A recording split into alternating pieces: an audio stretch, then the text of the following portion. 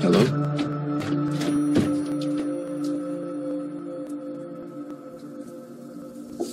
You okay?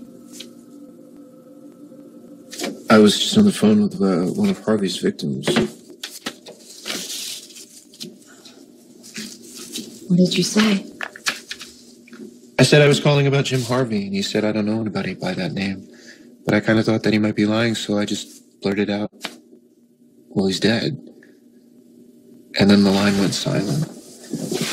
And then he came back on the line and he said, could you please repeat that? And so I said, Jim Harvey is dead. How did he react to the news? He asked me who I was and why I was calling.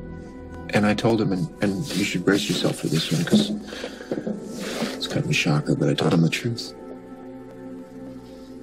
I said that Harvey hurt me when I was little, and that Harvey is dead, and that I have some relief now that he's dead, and all I want is to pass that peace on to other people. I didn't go into detail. I just said that I had confronted Harvey and that I had forced him to confess, and he said, well, I don't know what you did to the guy, but he said, I hope it hurt. I'm sure that guy's been carrying around a lot of rage for a long time. Yeah. I offered to share my contact information with him, and he just said, thank you for calling, and then he hung up. And after all this time, you could still feel all of the rage in his voice. Well, once he has time to process, I'm sure he'll be able to find the peace you're trying to deliver. I like when you do that. I like when you say things to try and make me feel better.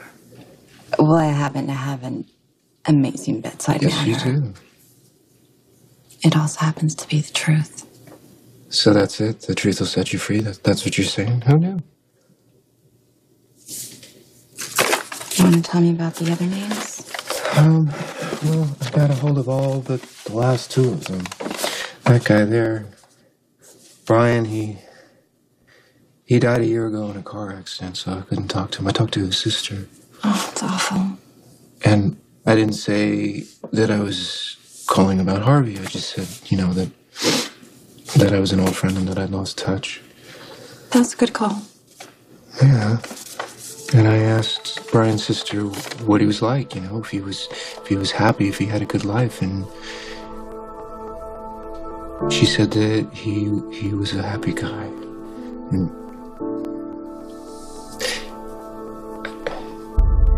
I just wish that I'd been able to end this whole horror show with Harvey before, that I wish I could have told Brian that it was all over. But knowing he had a good life, that's something, right? Yeah.